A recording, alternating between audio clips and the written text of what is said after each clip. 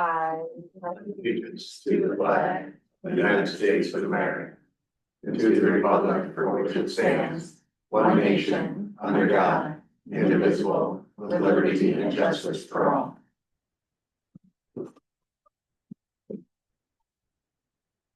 Roll call. Duncan. Here. Farlinger is absent this evening. Gabriel. Here. Kramer. Here. Wyatt. here.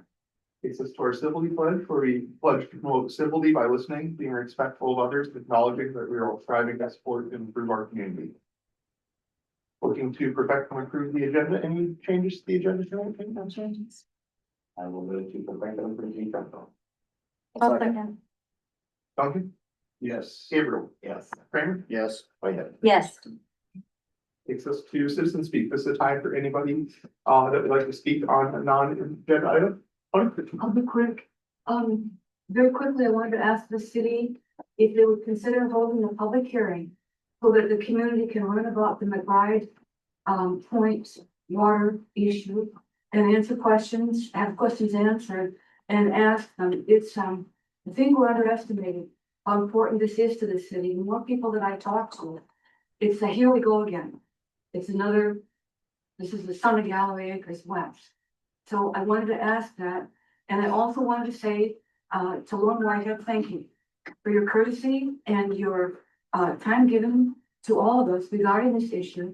And today I want to say publicly that you are learning a great deal, and you surprised me this afternoon. You started talking about sludge, which is a new problem with the forever chemicals, etc.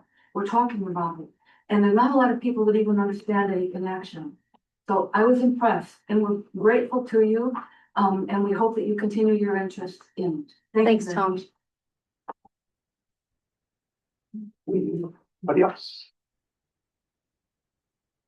All right, that takes us to the consent agenda. This would be the approval of minutes from the June 18th, 2025 regular meeting. Approval of list of bills, treasurer's reports and transfers, building permits, which there were a few. Board commission appointments, so I'll be appointing Lynn Morris on P and Z. We have a beer and liquor license approval for Frida's, and then the Vision Center grand opening event on August 5th. Do we have anybody for the Vision Center? We don't, but I asked them to send me some information. And what they shared is that they would like to have music outside to the left of the building. The grand opening will have food and drinks inside, and there'll be an open house style and come as you go. And I'm also coordinating a ribbon cutting with Greater Iowa City. So because of the outside music, that's the purpose of the event application. Nicole, do we anticipate any parking issues or street traffic issues? They're not asking for any street closures. Okay. It's a come and go kind of thing over a couple hours then. It is, it's Okay. from 5 to 7. All right. It's something like their kind of or their soft opening. Okay. That was, I think most people walked up That makes to sense. it, and Okay. it was very, just kind of free flowing. All right. Just doing the due diligence thing. I will move for the consent agenda. I'll second. Duncan?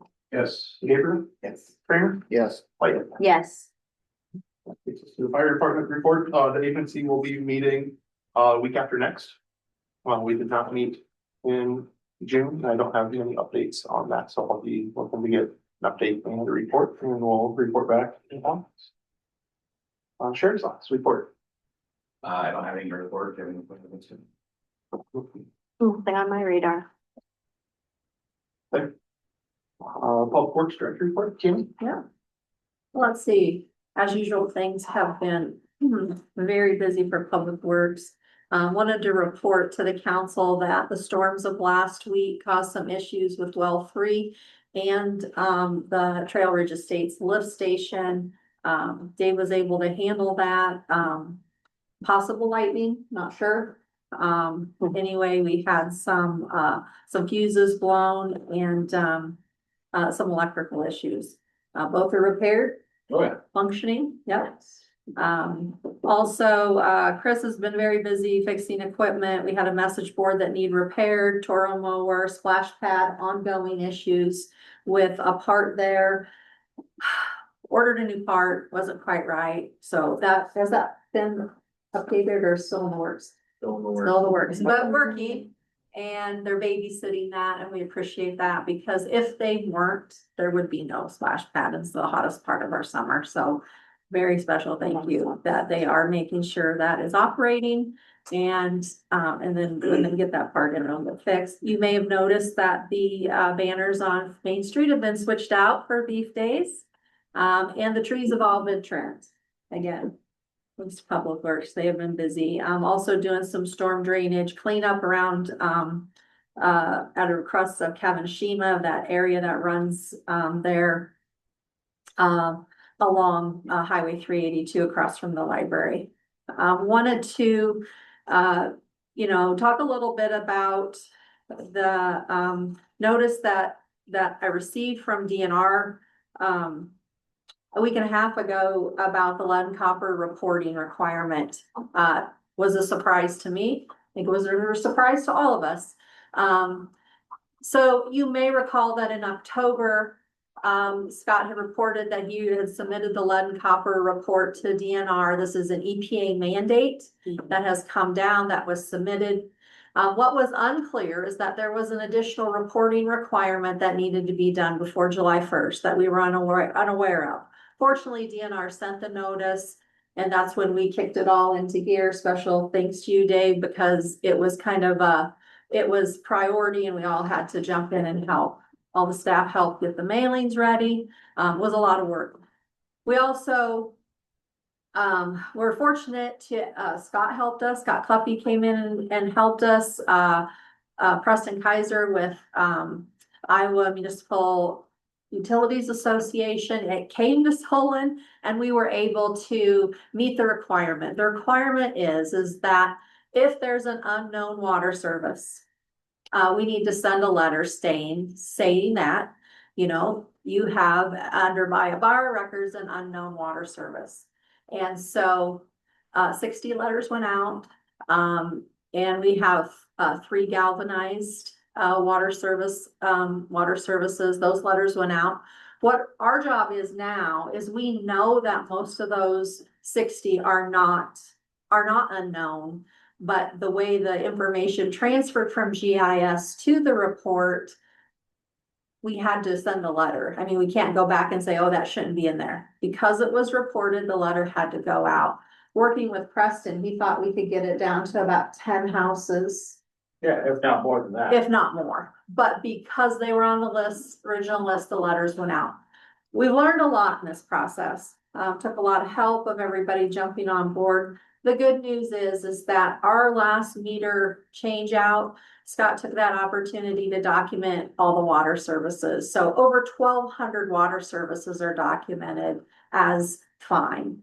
We have 60 unknowns we're working on. Many of those are just lots that we're learning about. There's not even a house on them. So the letters that went out, so I just wanted to make sure that everybody understands that there is no action needed. This is strictly a notification. Any of those 60 that we can't confirm between now and November 15th will get another letter, the same letter. We're in a notification period. The mandate requires a notification. So the letters that went out last week met this year's notification. Another notification will go out before November 15th. So just want to make sure everybody knows that, understands that there is no lead issue. It's a notification issue. And Preston, who is working very closely with DNR, said they don't anticipate any action coming down to like 2027. We're just, again, in an information period. I'm gonna tell everybody, no, that's all I have for Public Works. Anything else? Thanks, guys.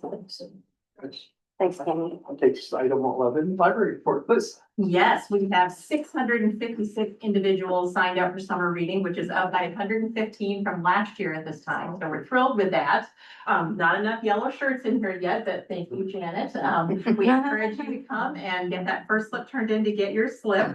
Our top 3 June programs that we hosted was our Dog Man Escape Room, where 147 people enjoyed all of that fun. Our Tales and Tales, where we brought the National Mississippi River Museum in. There were 2 sessions to accommodate 130 people. And then on Saturday, Lily hosted a princess party, and there were 93 people here singing all of the Frozen songs, all of the little princesses dressed up, and several princes as well. And it was just so much fun. So we're having a great time. We're halfway through, still a lot of great July programs to come to. On Monday, the 7th, we will have Boom with the Science Center of Iowa, and it's going to be at the Family Life Center. We just don't have a space big enough at the library, so there's no registration needed. You can just come. That will be at 1 o'clock in the Family Life Center. It should be lots of fun, dry ice, and how to make things explode, hopefully safely.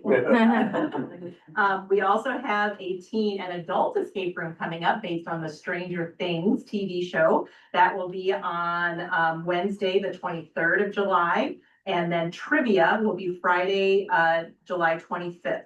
And then just to let you know, we will be closed for the 4th of July. And then during Beef Days weekend, we close at 2 so people can start using our parking lot. And we will be closed all that day on Saturday. And Lily and Michael will be providing an activity at Kids Corner during all of that fun. Wonderful. Thanks, Liz. City engineer report, Dave. Not as interesting or exciting as all that, but down in Fox Ridge, Prairie Road Lane was open. The traffic control was moved yesterday, so that project is complete. The pavement replacement, Trail Ridge 3A and B, the contractor's installing water main and services. They're about half done with the water main. The paving is all in place and they're working on putting in the intake tops and throats. So that's coming together pretty quickly. This past Saturday, we met here at the City Hall at 9 o'clock and held a public information session on the wastewater plant. Went through the anti-degradation analysis and answered any questions. DNR has approved that anti-deg report already, so our next step is to finish up the facility plan and get that submitted, and then we'll apply for the IUP. So that project's moving along according to schedule. And the last thing I have is last Tuesday, we had a team study kickoff meeting for the Chapel and 382 intersection. That's mostly looking at past evaluations that have been done, giving background information to the folks that are doing the feed study, and just summarizing the problems down there. So Dan and Cammy were both available for that, but had a good kickoff meeting, and I think they fully understand what their direction is. That's all I have. And Superintendent Idle was also able to. Yes. So that was nice, since they're planning some improvements with it. It's item 13, city attorney. I'd be remiss to say is July 1st has come and gone, which means lots of laws from our last legislative session went into place. One that will affect everybody probably is that you are now prohibited from using devices with your hands while driving. The good thing is they're going to be giving warnings until January 1st, then they'll start giving tickets out. But my guess is they will be looking for that just to, Of course. make sure that people know about that. So if you look on the sheriff's Facebook page, I believe they have some information on what you can and can't do. Thanks, Kevin. Takes us down to new business, item 14, resolution 2530, the 2 mile fringe area, preliminary and final plat of Atherton Ridge Part 3. Kim? Yeah, thank you. So this is a preliminary plat, a combined preliminary and final plat, which comes in when it's a smaller subdivision, usually just a subdivision of 2 to 3 lots. Where this is on Atherton is, the address is Jocelyn Court. So I'm out if, as you go past the storage at the roundabout, just to give you an idea where that is. So what they're asking to do is to create another buildable lot within the subdivision. They have indicated that at some point, another lot was split between 2 neighbors, so they're not necessarily adding to the density of the subdivision. Dave Scheckinger has reviewed this one and the next one. I've included his comments. Dave, do you wanna kind of recap your thoughts? Sure, so this backs up to, core property, there's nothing behind it, it's on a cul-de-sac, it's a private road already. There really isn't anything that we would be doing out there in the future, since it does butt up the core property, there's no future expansion, so it doesn't impact access. The density, they're putting it on an acre lot, so residential, very low density. Really no concerns, it's, in an area that really won't impact us in the future, so. I told Cammy, I think we review it and recommend approval and move on with it. It really isn't significant. That's it. Is there anything that they need to revise where I see that, that, the driveway is partially on an outlot and there's no easement shown? Is there anything where we Yeah. want that changed or it's? That's more for the county. It was just the notes. They identify that. Probably something they should clean up with their planning when they do the lot. Okay. Any questions or concerns? I'll move to approve resolution 2530, preliminary and final plat. I'll second. Doug? Yes. Gabriel? Yes. Kramer? Yes. Whitehead? Yes, Takes us to item 15, resolution 2531, 2 Mile Fringe Area preliminary and final plat for the Beardshire. I probably mispronounced that. Beardshire is the way I've been pronouncing it. I'll turn it over to you, Gaby. Okay, thank you. So this is a farmstead split. So this is a little farther out, definitely kind of out on the very edge of the fringe area. And this is a 40-acre parcel that they're wanting to split off 5 acres to build a house, basically. The application is coming from Trevor Beardshire, who does not own the property. However, intends to purchase the property once it's divided. It's currently owned by JKH Investments. And again, I'll turn it over to Dave for his comments. So this is, an area where to the west, there's a pretty steep ravine. Not really anything beyond that that would be of interest to us as far as development. They are getting access off adjacent property, very low density, 5-acre parcel, 1 house, so meets all the criteria that we typically look at. Don't see any issues as it relates to the city. Questions, comments? None? I will move to approve resolution number 2531. I'll second. Doug? Yes. Gabriel? Yes. Kramer? Yes. Whitehead? Yes, Takes us to item 16, resolution 2532, setting salaries or wages for fiscal year 26. Kim? Yep, this is the resolution for wages and salaries for this current fiscal year that just began July 1st. These were all discussed and approved during budget. COLA is set at 2.5%, merit is 2%. I do have one correction that was pointed out under library staff. The upper number should be 2787 instead of 2687. So please make that note. Other than that, I recommend approval, so everybody can get paid. I'll approve resolution number 25-32. No, second. Doug? Yes. Gabriel? Yeah. Kramer? Yes. Whitehead? yes, That takes us to item 17 for roadway and reconstruction project pay estimate number 1. Dave? This includes most of the cost of the project. As I noted earlier, the project has been completed. I recommend approval of this pay estimate, but also note that we didn't need to do as much base preparation or core out as we thought. That area had a fair amount of stabilization done during the original construction, so it held up pretty well. So we should come in under the very much. right. Always good to hear. So to piggyback on that, because of that, there was a section of curb and gutter that was not part of the original project that we went ahead and filled in, knowing that we had some cushion.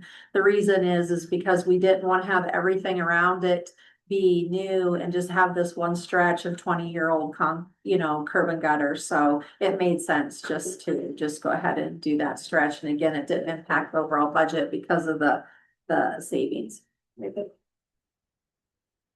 I will move to approve Prairie Road Lane reconstruction project, estimate number 1.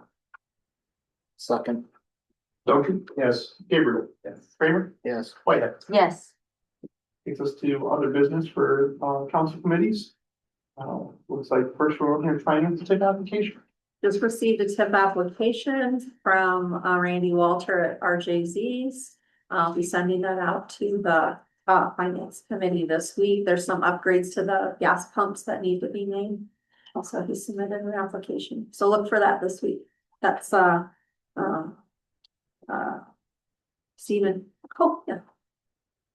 Then we have the building needs and growth, the downtown development plan.